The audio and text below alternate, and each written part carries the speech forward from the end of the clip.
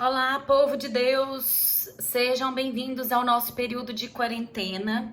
Agora nós vamos utilizar provisoriamente o YouTube para a gente não perder muito do nosso tempo. Quero lembrar a todos vocês de lavar as mãos, ter juízo. Se você não precisa sair, não saia. Não é férias, não é brincadeira. Eu sei que o contágio não é tão letal para as pessoas, né, que não sejam idosas, que não estejam em grupos de risco, mas eu acho que ninguém aqui quer ser responsável pela morte de outras pessoas, né? Principalmente de um avô, de uma avó, de uma pessoa que não tem como se defender. O organismo dela não tem como se defender como o nosso. Que estamos fora do grupo de risco. Tem as grávidas, as crianças, enfim. É muito complicado você ser responsável pela vida e pela morte de alguém. E nós, como pessoas que estão na sociedade, temos que ter juízo para nós e para o outro. Isso é uma questão de solidariedade mesmo, né? Então, como as nossas aulas estão suspensas, eu resolvi produzir esse material para que nós possamos resolver a nossa vida enquanto tá todo mundo no conforto do lar, né? Eu tô aqui no conforto do meu lar também, não vou filmar mais do que esse quadradinho porque tem bagunça, então a gente vai ficar só nesse quadradinho, tá? Eu fiz o material que seria apresentado hoje, dia 16 de março, e ele vai ser disponibilizado para os alunos da UEG na nossa plataforma, tá? Os trabalhos, vou passar alguns trabalhos para vocês por lá, algumas atividades. Então, vida que segue. A gente só não se encontra, mas tá tudo bem, tudo dentro do administrável, tá? Nossa vida continua com o Código Civil. Na semana passada, nós conversamos sobre a lei de introdução, né? Você se lembra, o material já está na plataforma também. Coloquei os slides lá para nós. Nós vimos a lei de introdução ao Código Civil, vimos que se tratam de normas de interpretação de todo o direito, não só do Código Civil. Nós discutimos um pouquinho as modificações que aconteceram aí recentemente em 2019, né, em que se acrescentou algumas disposições pertinentes à interpretação em normas administrativas de direito público, enfim, especificando alguns aspectos que não constavam na lei de introdução, tá? Uma hora que você não estiver fazendo nada, dá uma revisadinha, leia o material, não se esqueça de ler a lei de introdução às normas do direito brasileiro. Elas não vão se ler sozinhas e a gente vai tentar não ficar lendo código com você, que acho que é uma coisa que você consegue fazer por você mesmo e é uma leitura importante para você desenvolver sozinho, tá? Para a gente continuar a nossa discussão a respeito do Código Civil e antes da gente ir para o artigo 1º, nós precisamos nos lembrar de alguns pontos que são importantes quando se trata do direito civil e a sua leitura constitucional. Hoje, não se admite mais que o direito seja lido de outra forma. Toda leitura que nós fazemos das normas jurídicas, sejam elas de direito público, de direito privado, de direito civil, ambiental, administrativo e penal, todas elas precisam passar pelo filtro do direito constitucional.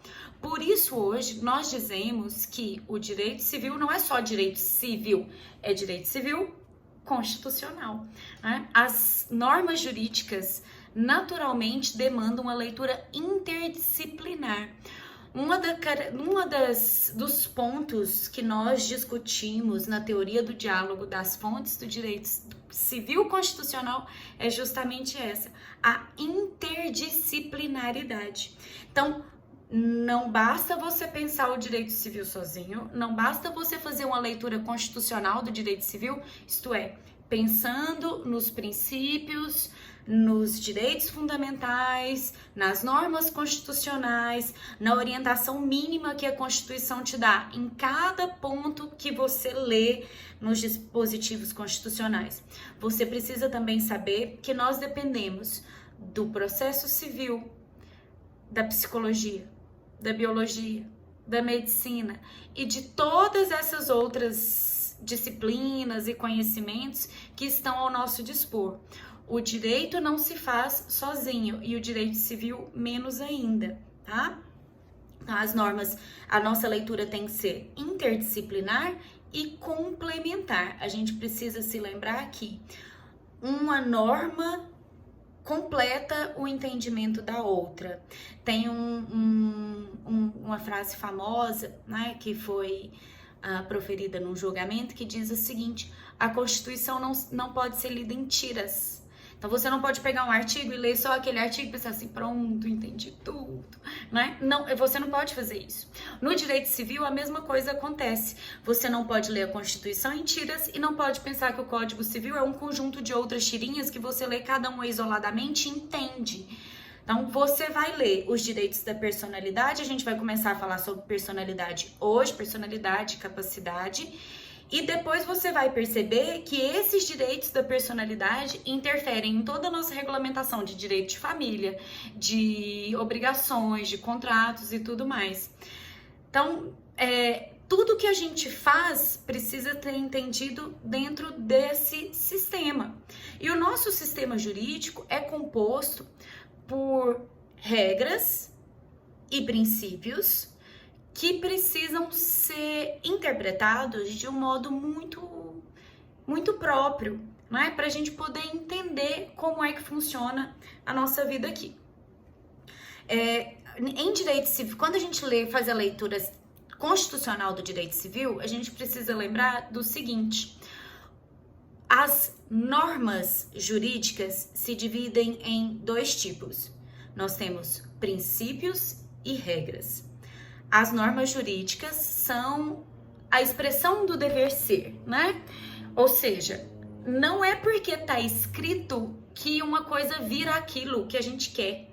Não é porque está escrito na nossa Constituição que o salário mínimo vai nos prover educação, saúde, alimentação, moradia e tudo aquilo. Não é porque a gente escreveu na Constituição que aquilo vira tipo mágica, tá? Isso não acontece. Aquilo ali estão consignados objetivos e direcionamentos que nós temos que perseguir quando nós interpretamos o nosso direito. Então, se nós fazemos algo que seja contrário à dignidade humana, por exemplo, que está lá na nossa Constituição, isso significa que a nossa interpretação está errada, entende? E os princípios constitucionais, eles têm que produzir efeitos. As normas constitucionais, os princípios constitucionais têm efeitos, ou seja, eles possuem eficácia prática. Acontece alguma coisa porque eles estão ali. Produzir efeitos é isso. Acontece alguma coisa, ou seja, produz efeitos, há eficácia? Sim, sempre haverá eficácia em razão de um princípio, de uma regra constitucional e de um direito fundamental. Os direitos fundamentais, a gente fala que os direitos são fundamentais quando eles interferem na nossa vida humana digna. Tudo aquilo que interfere na nossa existência humana digna tem caráter de fundamentalidade. Então, o seu direito à vida, à educação, à moradia, alimentação, segurança, tudo isso são direitos fundamentais, né? Direitos humanos fundamentais. Nós somos pelos direitos humanos, claro, porque a gente precisa do direito à vida, do direito à educação, à segurança, tudo isso são direitos humanos. E eles produzem efeitos práticos porque toda a nossa interpretação precisa ser guiada por eles. Houve aquele caso essa semana, aquele julgado sobre o coleguinha que não queria fazer o exame para saber se ele estava infectado pelo coronavírus. A esposa dele já estava doente e ele não queria fazer o exame, né? Não sei se vocês acompanharam isso por aí. Mas, enfim, ele tem direito de dispor do próprio corpo? Tem. Mesma coisa, todo mundo tem. Tem direito à privacidade? Tem. Tem direito à intimidade, à honra? Todo mundo tem. Mas como é que fica o interesse público, a saúde pública, o interesse de todos, o meio ambiente ecologicamente equilibrado, o direito ao bem-estar, se a gente permite que ele não faça o exame? E ele fala assim, não quero fazer, é melhor eu não saber, tô bem, vou continuar trabalhando, tá tudo certo. Então, esses princípios do direito à saúde, do meio ambiente e tudo mais, que a gente vai ver um dia em direito ambiental, uma hora que a gente não estiver fazendo nada, eles interferem no direito à privacidade e à disposição do próprio corpo de cada um. Isso é tão sério que o próprio Código Penal nos traz uma disposição a respeito. Olha só, lá no artigo 268 do Código Penal, a gente tem a seguinte tipificação. Eu odeio falar do Código Penal, mas tem hora que não tem jeito, né? Enfim, tá lá, ó, 268. Infringir determinação do poder público destinada a impedir introdução ou propagação de doença contagiosa. Pena, detenção de 1 mês a 1 ano e multa. Ainda tem ali o parágrafo único com a pena é aumentada de 1/3 se o agente é funcionário da saúde pública ou exerce profissão de médico, farmacêutico, dentista ou enfermeiro. Então, perceba que o fato de a Constituição proteger a saúde, proteger o meio ambiente, a vida humana digna, nos obriga a impedir a introdução de doenças, impedir a propagação de doenças e interfere no nosso direito da personalidade também, que é um direito trazido lá pelo Código Civil, né, que também tem caráter de fundamentalidade, porque interfere na nossa vida humana digna, que é o direito à disposição do próprio corpo, à privacidade, à intimidade. Então, tudo isso vai ser limitado ou orientado, melhor dizendo, pela leitura constitucional, tá?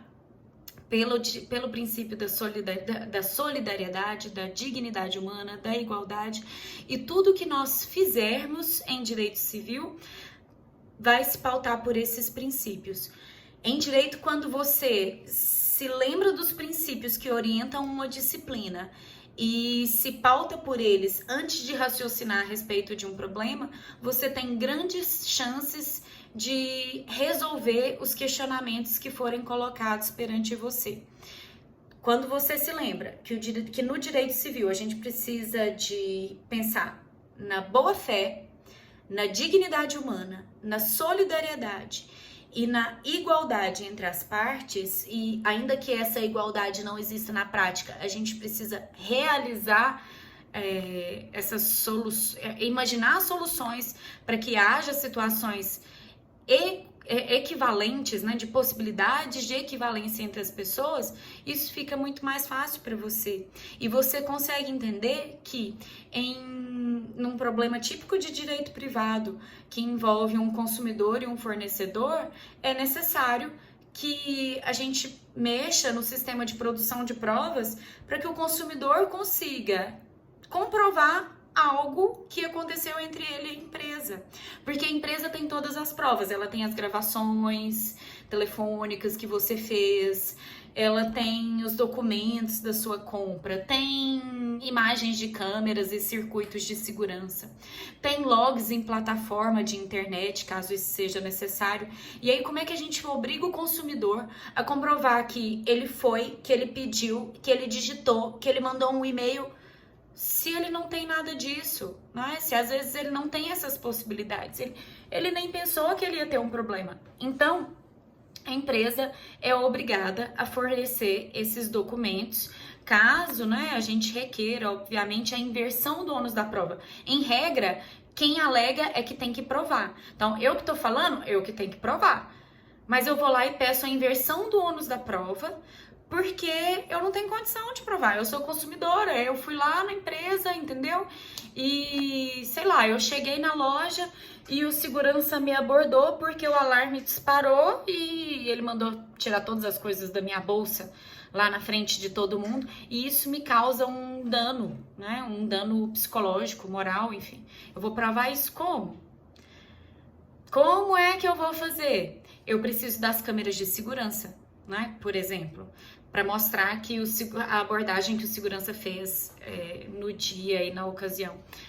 Então, é preciso requerer esse tipo de coisa, tá? Então, o nosso direito parte dessa leitura e é disso que nós temos que nos lembrar. Eu trouxe aqui para nós algumas jurisprudências para a gente poder verificar esse tipo de situação e outras, tá? Outros princípios em aplicação nos nossos tribunais. Ao longo do nosso semestre, a gente vai fazer muito uso de jurisprudência porque isso facilita bastante o nosso trabalho. Uma hora que você não estiver fazendo nada, entra no site do STJ, entra no site do STF, do nosso Tribunal de Justiça aqui no estado de Goiás e clica lá, vai pesquisar a jurisprudência. São ótimas ferramentas de estudo para nós, tá? Depois eu vou gravar um vídeo também, acho que hoje, eu vou ver se eu consigo gravar hoje, ensinando você a procurar a jurisprudência lá no site e ler o inteiro teor dos acórdãos, utilizar aquilo para citação e tudo mais que você precisar, tá? Agora eu vou tentar não misturar esses assuntos, que em sala a gente consegue fazer tudo isso com mais tranquilidade. A gente vê no data show e tudo mais, mas a dinâmica da aula em vídeo precisa ser um pouquinho diferente, então vou pedir paciência para vocês, tudo bem? Então, o primeiro caso que nós temos aqui foi julgado aqui no Tribunal de Justiça do Estado de Goiás. Você tá vendo aí, ó, você que ainda não tinha acompanhado nenhuma jurisprudência, você vai perceber que todas elas começam com várias palavras e vários termos que parecem palavra-chave, né? Eu sempre digo que palavra-chave é igual hashtag, você coloca lá, ação de divórcio, interpretação em observância ao conjunto da postulação e princípio da boa-fé, reconhecimento de existência prévia de união estável, tá vendo? Então, elas funcionam como palavra-chave. Às vezes, e eu até tirei aí dessa jurisprudência nossa, você tá vendo que tem um colchete com as reticências dentro, isso aí serve para indicar interpolação. Significa que eu tirei algumas partes, porque não ia caber no slide, ia ficar feio, aí eu tiro, tá? E também porque às vezes tratam de questões processuais muito específicas que você tá lendo sozinho, aí você fica desesperado, fala assim, ai meu Deus, eu não sei o que é uma ação coletiva. Nossa senhora, o que é a modulação dos efeitos da sentença? Então, não entrarás em pânico. Não entendeu essa parte? Não sofre. Um dia vai passar esse episódio na sua vida acadêmica e você vai entender, tá? Então, por enquanto, a gente vai lendo devagarzinho. Você passou essas palavras-chave, você vai observar que tem alguns pontos, tá? Bem resumidos do julgamento que aconteceu.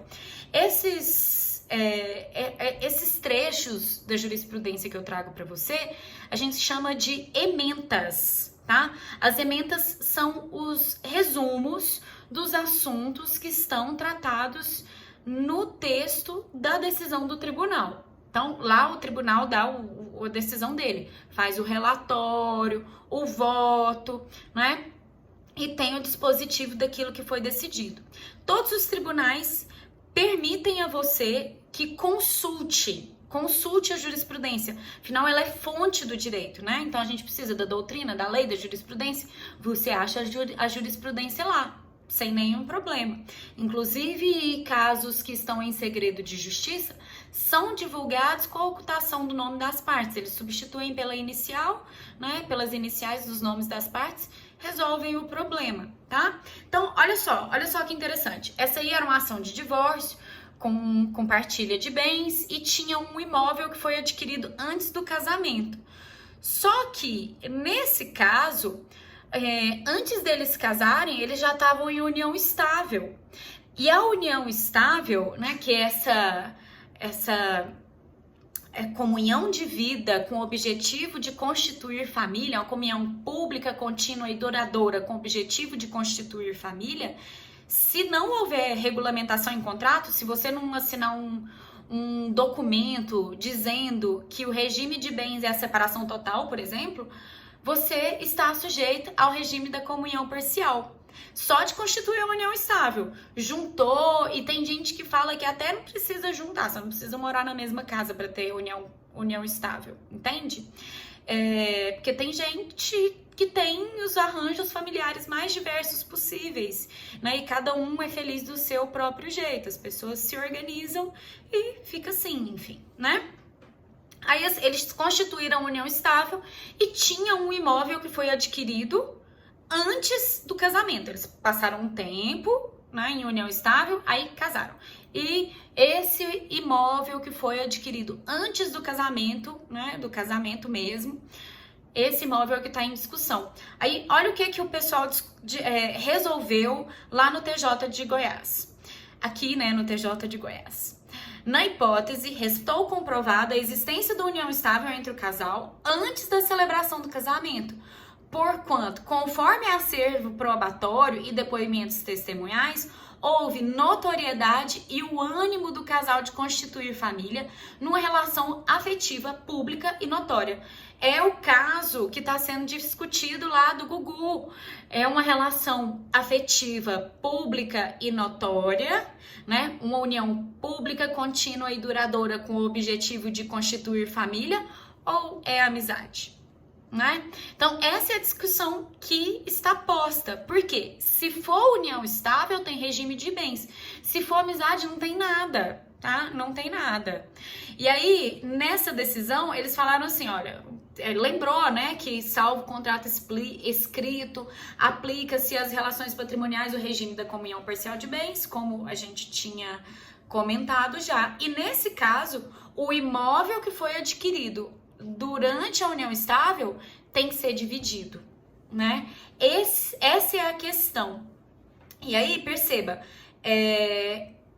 os julgadores pautaram a decisão deles no postulado da boa-fé. Então, as pessoas compram os bens,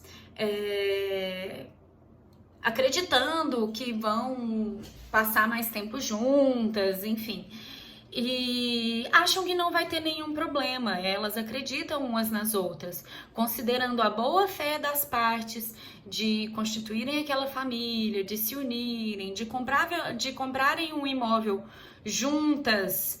E provavelmente esse imóvel foi registrado no nome de um só deles, né? E por isso que tá dando problema.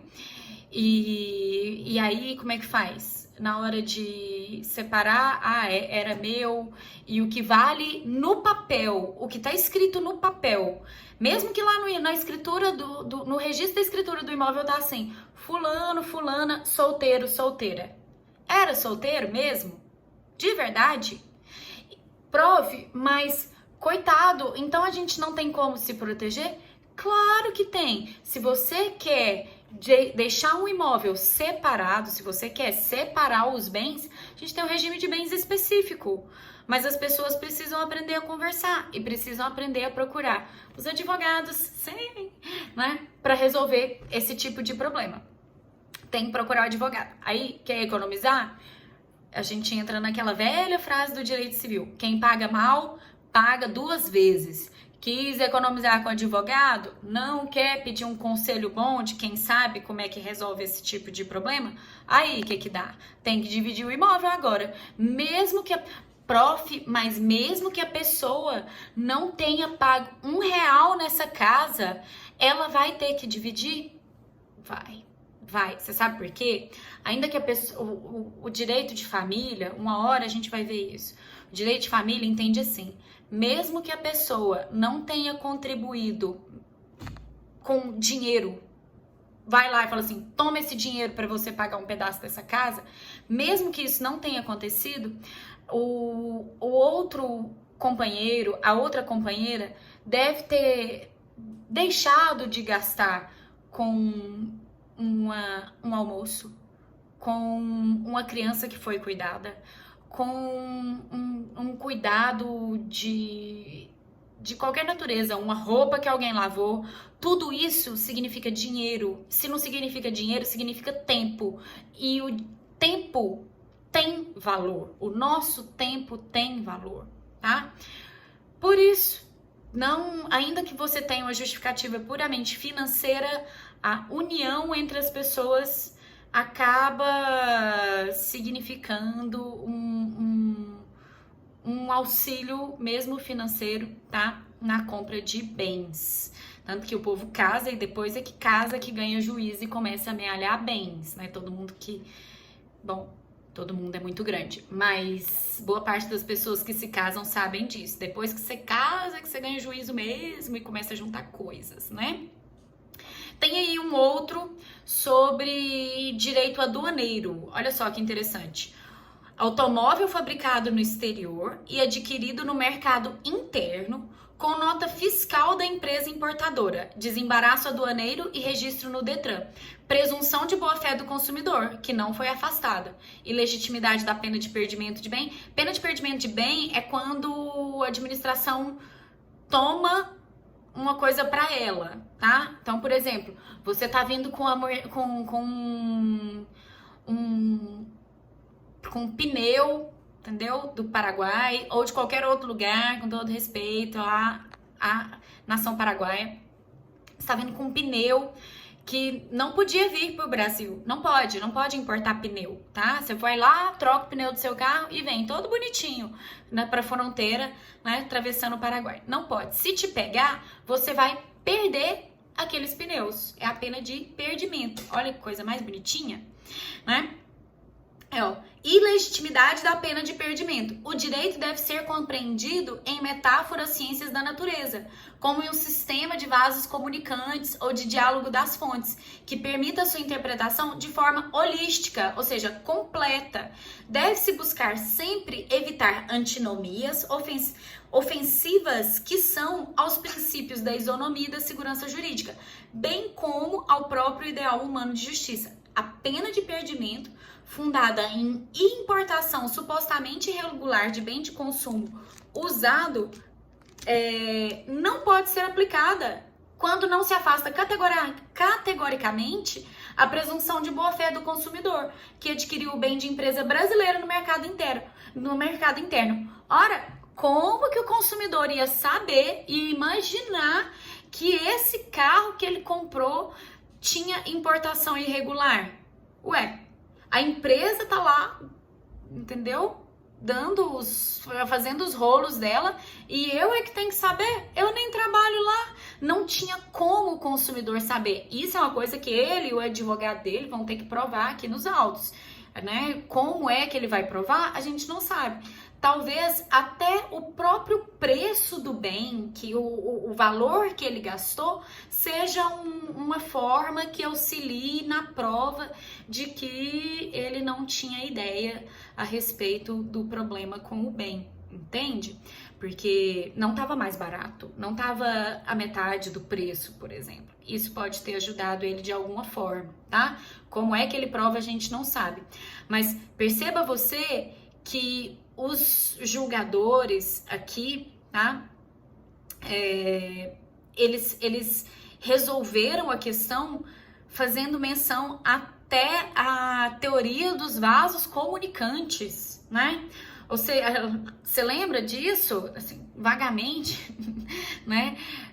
Muito tempo atrás, quando a gente estudava física e química, tinha essa teoria dos vasos comunicantes, quando você coloca água de um lado, água do outro, e aí você mexe os recipientes e a água continua no mesmo nível dos dois lados, né? Então, o direito tem que ser entendido considerando essa balança. Ele quis dizer isso, tem que considerar essa balança. Tá certo que o bem não podia ter sido importado, mas o cara tem uma nota fiscal, ele tem tudo certinho, né? Tem registro no Detran. Como é que ele ia imaginar? Então, presume-se a boa-fé do consumidor e se protege essa boa-fé. É isso que o direito civil faz. Olha que coisa mais linda, o direito civil protege aquela pessoa que estava de boa fé. Isso é muito importante porque confere segurança jurídica às relações, que é outro princípio pelo qual nós temos que nos guardar. E prestigia a função social dos contratos, porque se os contratos não servem para te conferir segurança jurídica ao consumidor, à empresa, as pessoas que compram um carro que foi comprado nessas condições, por exemplo. Imagine você que alguém comprou esse carro depois, esse consumidor vendeu o carro para um terceiro. Já não é mais relação de consumo, né? A menos que a pessoa trabalhe com isso de modo habitual, não é mais relação de consumo. E aí, quem comprou o carro fica prejudicado? É justo? Tá? Então, o contrato, o direito civil tem essa função social de garantir segurança jurídica e estabilidade nas negociações, tá? Uma outra jurisprudência que nós temos aí, tá lá, recurso especial, ação ajuizada por beneficiária de plano de saúde. Essa é um pouquinho mais antiga, tá? Mas olha o que ela fala. A pessoa tinha um plano de saúde e depois de 6 anos, né, dela fazer esse plano, completou 60 anos e o valor aumentou 93%. Tchan, né? Porque ela completou 60 anos. Então, com 59 era X, com 60 era 93% mais caro. Faz sentido isso? Aí, olha o que o pessoal falou, ó. Inexistência de antinomia entre o Estatuto do Idoso e a Lei 9656, que autoriza nos contratos de plano de saúde a fixação de reajuste etário aplicável aos consumidores com mais de 60 anos, em se tratando de relações jurídicas mantidas há menos de 10 anos. Pode aumentar? Olha o que o pessoal tá falando. Pode aumentar? Pode, não tem problema. Só que é preciso, interpretação das normas de modo a propiciar um diálogo coerente entre as fontes, à luz dos princípios da boa-fé objetiva, da equidade, sem desamparar a parte vulnerável da contratação.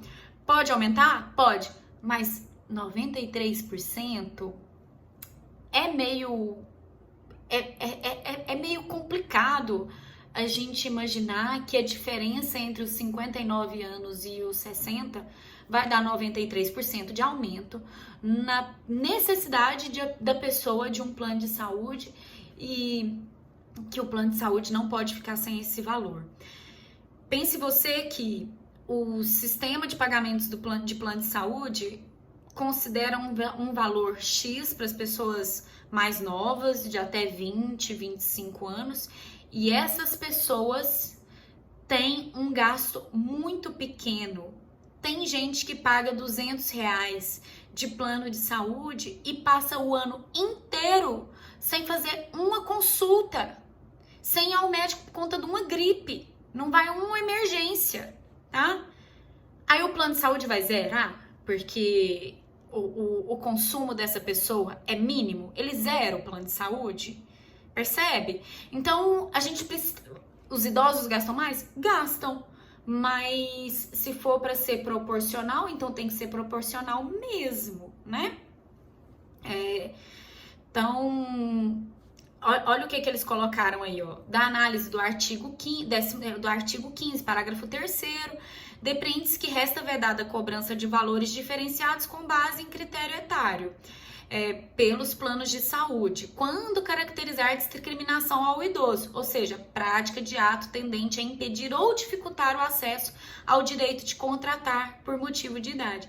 Consequentemente, a previsão de reajuste de plano de saúde em decorrência da mudança etária do segurado idoso não configura por si só a cláusula abusiva, devendo sua compatibilidade com a boa-fé objetiva e a equidade ser aferida em cada caso concreto. Pode aumentar? Pode. 93%? Esse caso foi demais. Para 60 anos foi demais. Tá? É isso que o pessoal lá no STJ resolveu aí para nós, tá? Olha só, então, indo para o nosso Código Civil, a gente precisa lembrar desses pontos. O Código Civil se pauta por uma leitura neoconstitucional, então a professora Bárbara vai discutir isso aí com você ainda, né? Com prestígio a entendimento sobre princípios, uma leitura plural da nossa sociedade, garantindo a segurança jurídica, a liberdade de contratação, tá? Os efeitos entre as partes E pensando também nos direitos e garantias fundamentais, na dignidade humana, no direito de ser deixado em paz, no direito de busca pela felicidade e todos os outros direitos que são importantes para garantir que nós tenhamos uma convivência saudável, solidária, pautada na boa-fé, na honestidade, na função social dos contratos e do direito civil de modo geral. Tudo bem? O nosso Código Civil, obviamente, teve inspiração no Código Civil de 1916, afinal, a gente não pode esquecer toda uma tradição legislativa que vem conosco desde a ocupação do território brasileiro pelos portugueses. Então, a gente tem uma inspiração nas ordenações, né, manuelinas, filipinas, enfim, a gente já falou disso na semana passada, quando a gente estava tratando do nosso breve histórico, né, da legislação, e também no Código Civil alemão, que a gente fala, a gente chama de BGB. Eu não sei pronunciar isso, tá? Não sei pronunciar. Eu ouvi essa pronúncia numa aula, numa palestra da professora Giselda Hironaka, eu acho. Mas também não tenho certeza, não me recordo, tá? Então, eu ouvi essa pronúncia, estou repetindo para você. Se você tiver alguma noção de como é que pronuncia mesmo, me avisa, eu gosto de saber, tá? Tudo que eu sei de alemão é Hauptbahnhof, que é a estação central. Foi tudo que eu aprendi lá no congresso que eu fui ano passado, lá para apresentar o trabalho, só aprendi isso, tá? Mas o BGB nos influencia grandemente. Vários dos nossos institutos foram tirados de lá, são de inspiração do Código Civil alemão, tá? Então, todas as vezes que você vê algum instituto, alguma referência, que você lê nas doutrinas alguma coisa sobre esse assunto, presta atenção, porque o pessoal em provas de concurso, enfim, né? Não essas provas mais tranquilas, não, mas nas provas para as carreiras jurídicas de maior concorrência, enfim, né? Prova para magistratura e tudo mais, o povo adora esse tipo de assunto. Então, quando você estiver lendo seus textos, fala assim, olha, esse instituto teve inspiração no Código Civil Alemão de 1896, presta atenção, tá? Presta atenção porque é bom de você saber. E aluno, quando tá resolvendo prova, vocês têm um fetiche com coisas que vocês não sabem. Que aí, se você nunca ouviu falar, você pensa assim, nossa, olha, tô citando legislação do fim do mundo aqui, tá vendo aqui, direito dinamarquês. É isso que eu vou marcar. Então, não aloprarás, não vai sair marcando as coisas porque você não sabe, tá bom? Então, a gente já falou da boa-fé, já falou da função social, e só para você lembrar, eu coloquei um artigo aí pra gente fechar esse assunto, né, mais tranquilamente, de um assunto que a gente vai ver lá pra frente em direitos reais, que é aí a definição lá do 1228 do direito de propriedade. Olha só que interessante, ele fala assim, ó, o proprietário tem a faculdade de usar, gozar, dispor da coisa e o direito de reavê-la do poder de quem quer que injustamente a possua ou detenha. Isso aí, ele tá definindo para você o direito de propriedade, que é essa relação que o ser humano estabelece com alguma coisa, tá? Aí ele fala que o direito de uso, gozo, disposição e fruição são os direitos que caracterizam essa relação entre alguém e alguma coisa, tá? Você pode vender, você pode utilizar, se alguém pegar, você pode ir lá e pegar de volta, você pode ingressar com uma ação em juízo para requerer a devolução desse bem. Tudo isso é o seu direito de propriedade. Mas veja só o parágrafo 1º. O direito de propriedade deve ser exercido em consonância com as suas finalidades econômicas e sociais e de modo que sejam preservados, de conformidade com o estabelecido em lei espacial, a flora, a fauna, as belezas naturais, o equilíbrio ecológico, o patrimônio histórico e artístico, bem como evitada a poluição do ar e das águas. Perceba você pode, dentro do seu imóvel, usar, gozar, dispor e reivindicar? Claro que você pode, mas você pode usar o seu imóvel para plantar psicotrópicos? Você pode plantar maconha lá no seu imóvel? Ai, pobre, meu imóvel é meu, lá eu faço o que eu quiser. Sim, pode mesmo plantar maconha onde você quiser, ou outros tipos de plantas psicotrópicas, tá? Sei lá o que é que você vai plantar aí, o que é que tá na sua cabeça. Mas saiba que, se você fizer isso, o artigo 243 da Constituição tem uma solução para sua vida. Olha o que ele fala para nós. As propriedades rurais e urbanas de qualquer região do país onde forem localizadas culturas ilegais de plantas psicotrópicas ou a exploração de trabalho escravo na forma da lei serão expropriadas e destinadas à reforma agrária e a programas de habitação popular, sem qualquer indenização ao proprietário e sem prejuízo de outras sanções previstas em lei, observado o que couber, o disposto no artigo 5º, né? Tem um parágrafo único aí, todo e qualquer bem de valor econômico apreendido em decorrência do tráfico ilícito de entorpecentes e drogas afins e da exploração de trabalho escravo será confiscado e reverterá a fundo especial com destinação específica na forma da lei. Se você cultiva plantas psicotrópicas em imóvel urbano e rural, você vai ser expropriado. Quer dizer, a gente vai lá, vai pegar o seu imóvel e não vai te pagar nem indenização. Sabe por quê? Porque você está desrespeitando o comando constitucional que diz que não é para fazer. Então é seu? É, muito bem. Ah, tá registrado no meu nome. Parabéns, vai perder, tá? Trabalho escravo, mesma coisa.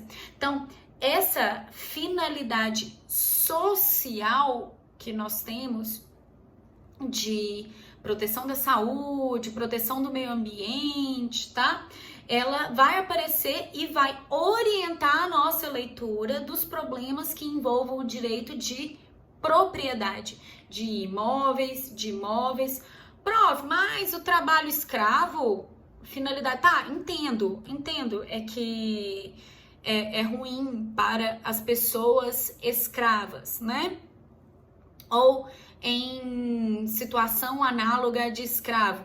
Eu gosto de falar em trabalho escravo contemporâneo mesmo, porque tem um trabalho de um colega que eu sempre cito, o professor Arthur, que é lá da Federal de Dourados, né?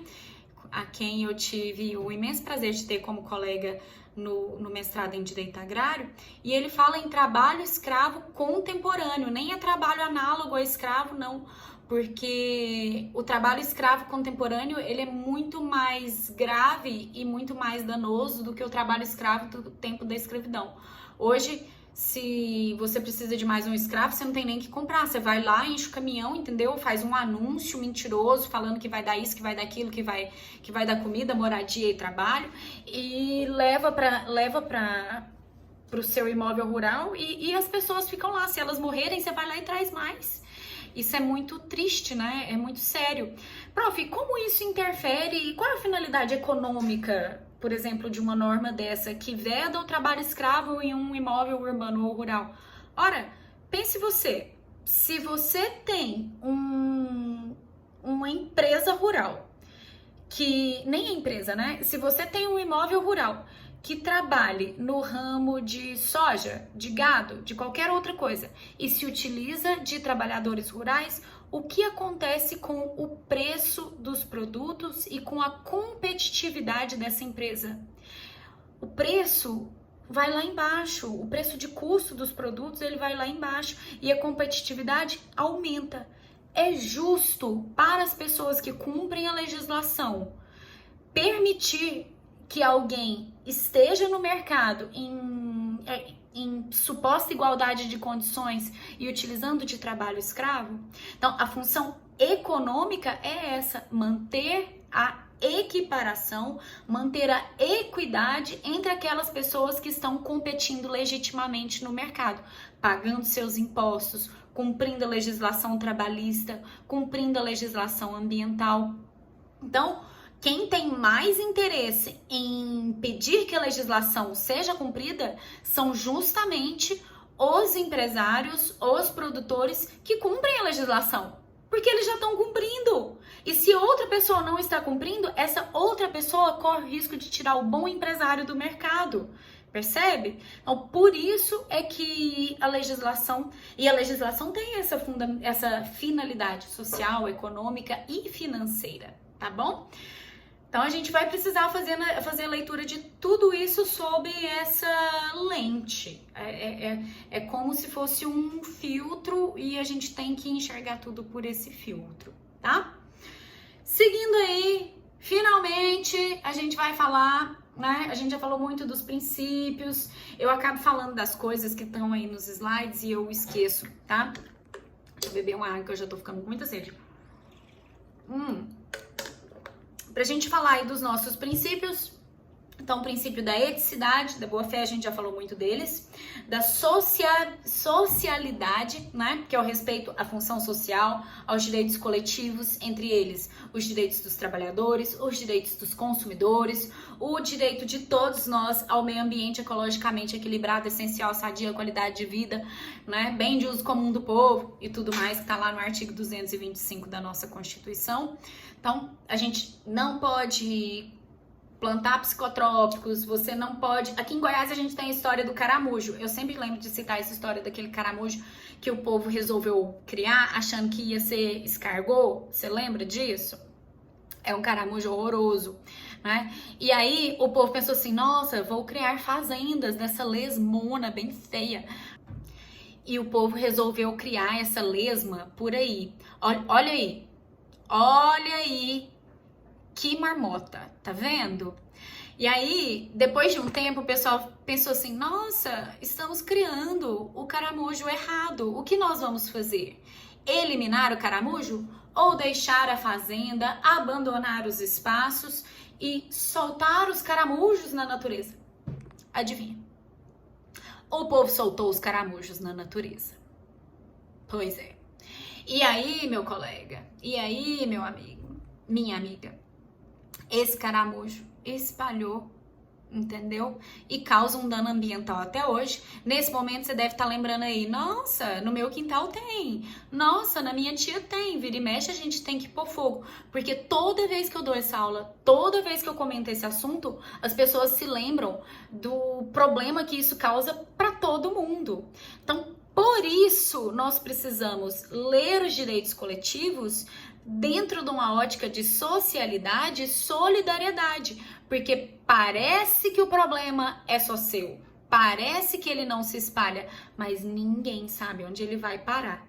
É a história do caramujo e tem várias outras histórias que um dia, quando a gente estiver conversando sobre direito ambiental, eu vou conversar, tá?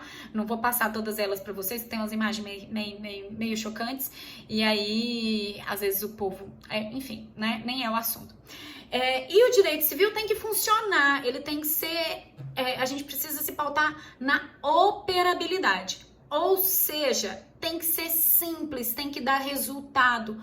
Não adianta eu pensar num procedimento e numa forma de contrato, por exemplo, que seja muito complicada, que seja super difícil de você elaborar e isso não tem resultado na prática. Por exemplo, suponha que para você comprar um bem móvel, você tem que dar 3 pulinhos, 3 voltinhas e correr até do outro lado da rua e gritar, esse bem é meu!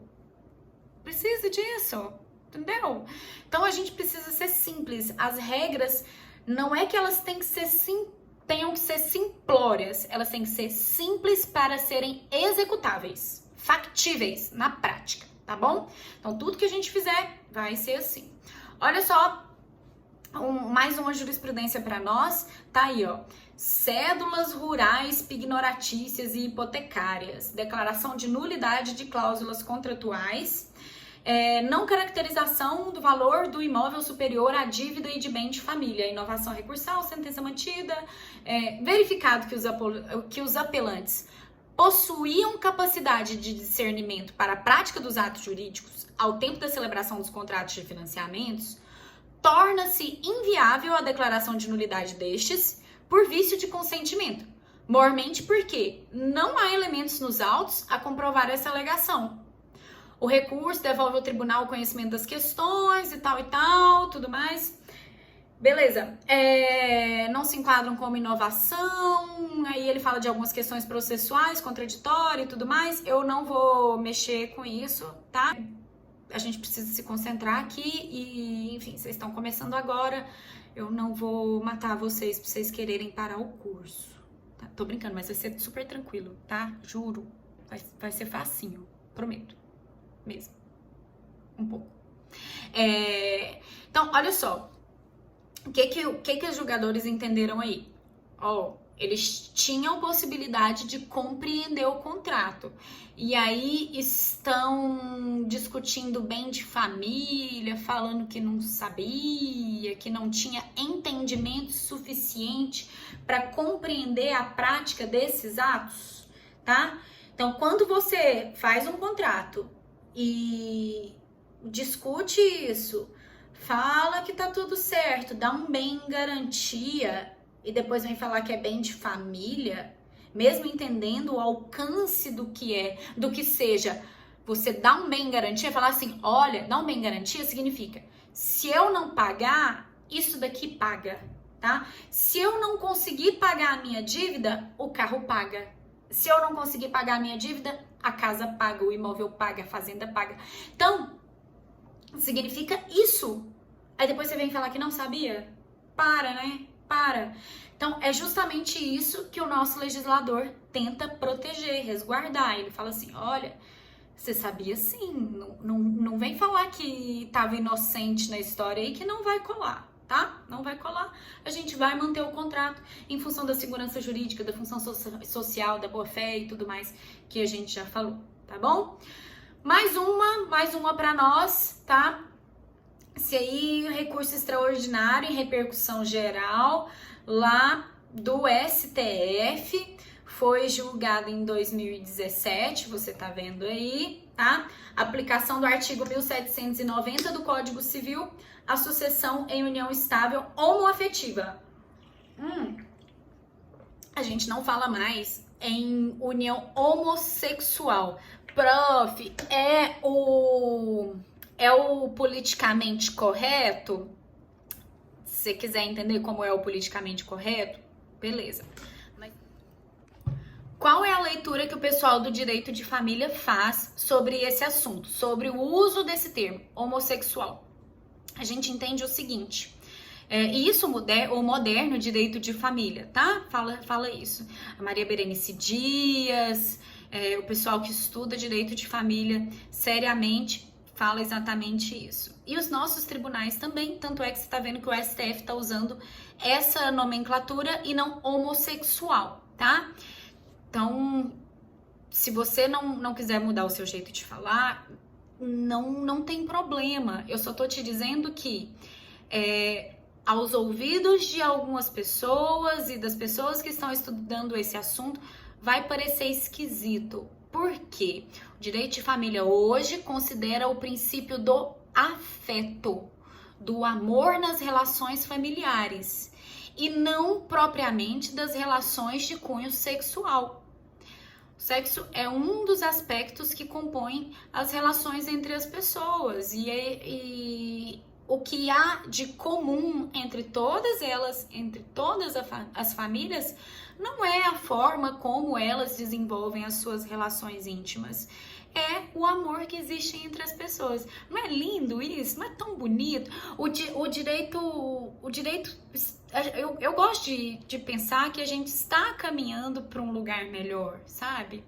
E o fato de a gente considerar o amor entre as pessoas em primeiro lugar é muito importante, né, dentro dessa perspectiva, tá? E isso alimenta a minha esperança. Eu não sei como é que você se coloca nesse ponto, Mas é por isso que a gente fala em relações homoafetivas e não mais homossexuais, tá? Com todo respeito a você que prefere usar a nomenclatura antiga, mas só presta atenção principalmente em prova, porque às vezes a gente usa as provas de concurso por aí, principalmente, às vezes a gente usa um termo que denuncia a nossa idade e denuncia a falta de conhecimento a respeito desse aspecto, tá? Essa jurisprudência é muito famosa, então se você tiver a oportunidade de ler o inteiro teor, ou pelo menos passar os olhos, porque o texto é um pouco extenso, tá? Leia, é interessante, tá bom? Olha só, o que ele fala para nós. A Constituição brasileira contempla diferentes formas de família legítima, além da que resulta do casamento. Nesse rol, incluem-se as famílias formadas mediante união estável, hétero e homoafetivas. O STF já reconheceu a inexistência de hierarquia ou diferença de qualidade jurídica entre as duas formas de constituição de um novo e autonomizado núcleo doméstico, aplicando-se a união estável entre as pessoas do mesmo sexo as mesmas regras e mesmas consequências da união estável heteroafetiva. Não é legítimo desequiparar para fins sucessórios os cônjuges e os companheiros, isto é, a família formada pelo casamento e a família formada pela união estável. Tal hierarquização entre as unidades familiares é incompatível com a Constituição de 1988. Aí, ó, no sistema constitucional vigente, é inconstitucional a diferença de regimes sucessórios entre cônjuges e companheiros, devendo ser aplicado em ambos os casos o regime estabelecido no artigo 1829 do Código Civil de 2002. Esse assunto do artigo 1790, quando saiu o Código de 2002, era, assim, um dos assuntos mais comentados entre os estudiosos do direito de família e sucessões, porque ele estabelecia regras diferentes para os companheiros, as pessoas em união estável, para que elas pudessem receber, né, o patrimônio deixado pelo outro companheiro, pela outra companheira, depois que a pessoa fazia a grande viagem dela aí para voltar para o universo. Então, que o legislador colocava as pessoas em situação de desigualdade. Hoje não, os companheiros e companheiras, seja de uma relação heteroafetiva ou homoafetiva, herdam, eles recebem os valores de herança, tá? Do mesmo jeito que as pessoas casadas, independentemente também de ser um casamento homoafetivo ou heteroafetivo, tá bom? Mesma coisa, pode herdar, pronto, tá tudo certo, tudo resolvido. Prof, mas é justo, vai que a pessoa, ela é casada e casada no papel e mesmo assim tem que dividir? Ora, isso é um problema que às vezes a TV, nas novelas, né, coloca esse tipo de problema pra nós e as pessoas ficam traumatizadas com esse tipo de situação, que até acontecia, tá? Mas já faz tempo que isso não acontece mais. Veja bem, essa de jurisprudência aí, ó a data, ó, 2017. Olha lá, ó, olha as ADIs e a ADPF que são citadas no julgamento, tá lá no meio, ó. ADI 4277, ADPF 132 de 2011. E tem novela ainda falando que a pessoa fica preocupada porque o companheiro, a companheira morre e ele ainda era casado no papel, ela ainda era casada no papel. E aí vem, né, o ex-cônjuge, a ex-cônjuge falando assim, eu ainda sou casada no papel, quero o meu pedaço na herança. Não tem, queridão, não tem, lindo, não tem, tá? Acabou. Não divide, porque se houve a separação de fato, constituição de uma união estável e tudo mais, o ex-cônjuge, ainda que tenha casado no papel, não tem mais direito. Lógico que isso vai ser decidido na justiça, né? A pessoa tem que provar e tudo mais. E tem uma série de fatores que podem interferir nessa determinação. Inclusive, a possibilidade de flashback. né? Tem gente que divorcia e resolve voltar e aí não casa. E aí constitui união estável com a pessoa que era divorciada. Gente, isso dá tanto problema. Direito de família é um mundo de problemas incontáveis, porque lida com sentimentos. E pro direito civil, sempre foi muito fácil a gente fazer daquele jeito, né? Direito, tchau, civil. Mexer só com dinheiro. Mas não dá pra gente fazer isso mais, porque os sentimentos precisam ser considerados. E tudo em que a gente coloca sentimento, quando a gente coloca sentimento no meio, dá problema. Não é exatamente problema, mas é complicado de você resolver. Você tem que pensar mais, tá?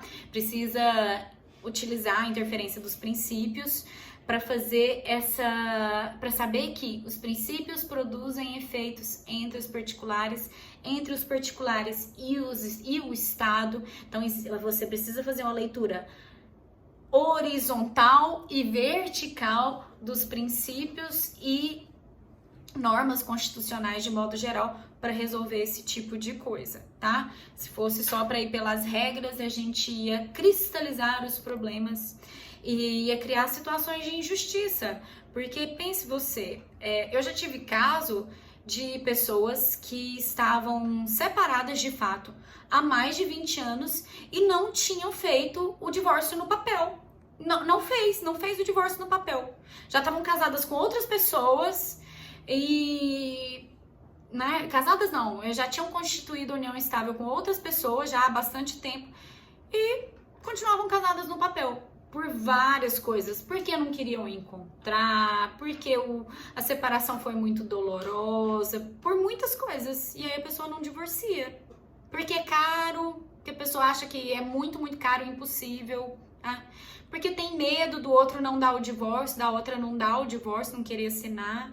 E aí elas nem procuram, tá? Isso é muito nocivo, cria situações muito, muito difíceis para as famílias. E a gente que tem que resolver, enfim, né? Tudo bem? Então, por enquanto é isso. O nosso vídeo tem mais ou menos 1 hora, né? E eu vou encerrar ele por aqui pra você poder fazer um intervalo, pra não ficar muito longo, pra não ficar muito difícil. E bebe uma água, se hidrate, come alguma coisinha e depois você assiste o próximo e a gente vai falar das pessoas, tá bom? Até! Sucesso para todos nós, resolvam os exercícios, leiam os textos e não sofram, logo logo a gente se encontra novamente, tá bom? Beijo!